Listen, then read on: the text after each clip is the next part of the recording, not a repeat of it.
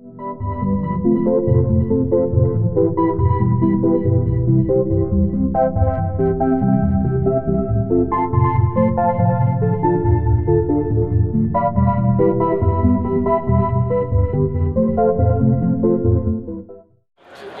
my name is Nolan Higdon. I got involved with Project Censored in 2007, I think it was.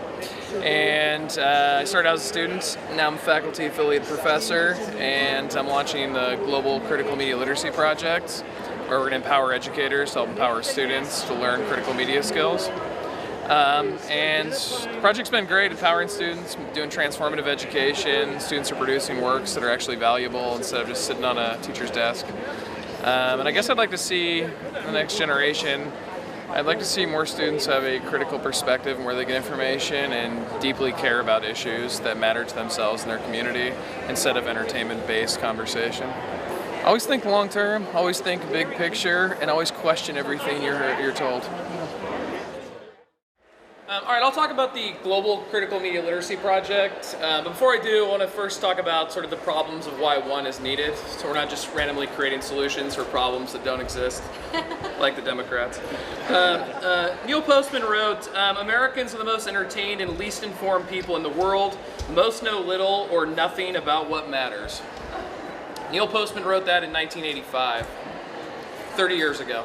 And I would argue that since Postman wrote that, things have only gotten worse in most respects. And it's done by design for a large part. Mickey talked briefly about the millennials, those born between 1982 and 2004 roughly, get a bad reputation. But you also have to remember the state of media they were raised in. There used to be regulations on media that were removed when these people start coming of age. They're able to sort of start comprehending media. There used to be limited how many corporations could own media. We went from about 50 major corporations down to 6 today. There used to be a fairness doctrine that you had to provide time for counter views on your show. The same year they got rid of that, Rush Limbaugh popped up on the air. The same year they got rid of the regulations on how many stations you could own, Fox News was launched.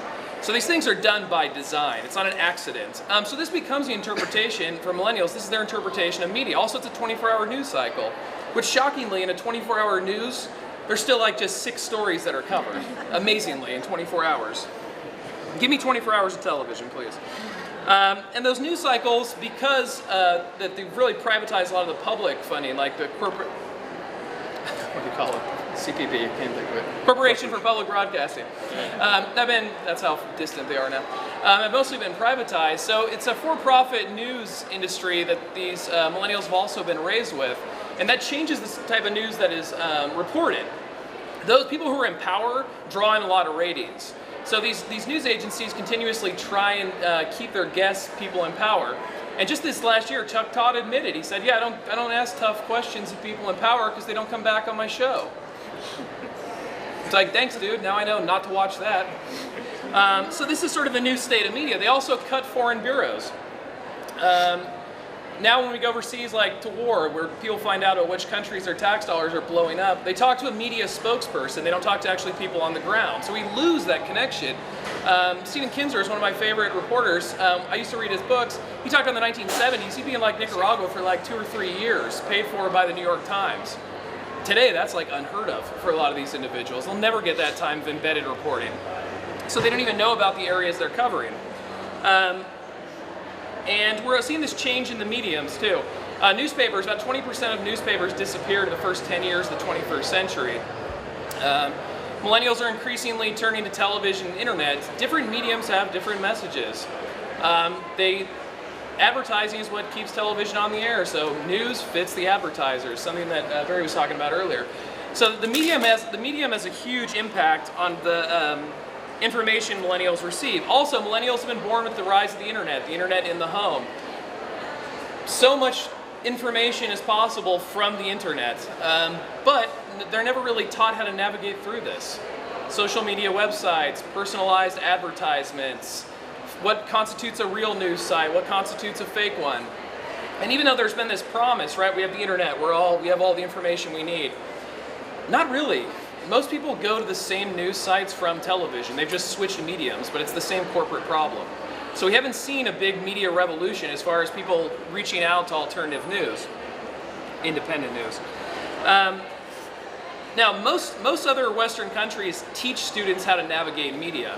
Australia, Great Britain, Canada, they're all about 30 years ahead of the United States. The US is dramatically behind. We do not teach our students how to navigate, how to evaluate sources, how to create some of this media as well. We do not teach that here.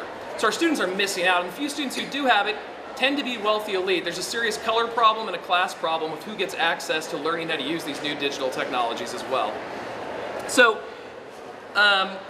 you lose, besides learning how to use these tools, we also don't have a critical perspective as well. That is, people don't challenge, for instance, like the environmental impact of all these new technologies we're making, or the labor practices that go into these new technologies.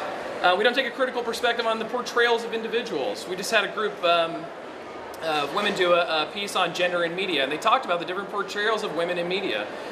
We don't see it. There's not a lot of discussion about these issues. So that critical perspective is really missing here in the United States, and I'm working, as I said, a coordinator with Project Censored and Acme and others to create a global critical media literacy project. And we want to put students in a position where they can not only learn about media, learn how to use it, but also be critical of it, and also be part of the solution. Make media that can be consumed by the general public. So we're not just having these students do things where they turn in an assignment that sits on a teacher's desk. We want them to create things that are used by the public to better educate their communities. And this is what we call a service learning model. Service learning was developed in the late 1930s by John Dewey. And Dewey basically said, look man, students are more engaged, they care more about education when they're actually creating something they care about. Give them the opportunity to serve their community, make them interested, make them engaged. And that's a key component of the Critical Media Literacy Project. So we're designing this on campuses around the country. Any educator can do it. Since our government has not decided to mandate a critical media literacy education, we're having educators do it themselves. We're not waiting for the money, we're not waiting for the mandates, or that bullshit, No Child Left Behind. We're gonna have educators get in a position where they can actually teach students, and students can create media that can be consumed by the public. And to give you an idea of some of this stuff, we're having some students who are going to do like local investigative journalism, so they'll go in their community, investigate problems working through journalism classes, and they'll be published online. We're having some students work with like memes of resistance. We're having some students do ad critiques, which is kind of interesting. They display an ad and they make an alternative ad that highlights the subtext of the original ad. So students will be doing this stuff, and it'll be online, free. We'll also have oh yeah, and making media as well. Yes, like this camera in front of my face. Like Kyle right here. And so we just want to, again, put students in position not only to learn these tools and be critical of these tools, but to use things to be consumed by the public. And the last thing I'll say that it depends upon is we need academics to be activists. We cannot continuously have these academics who want to impress other aging academics in these hallways. We need people who are going to work with students and say, what is your issue, and how can I be a tool to help facilitate the solution? What do you perceive? So we need educators to really sort of step up to the plate. This generation has it pretty tough compared to previous generations for a multitude of reasons.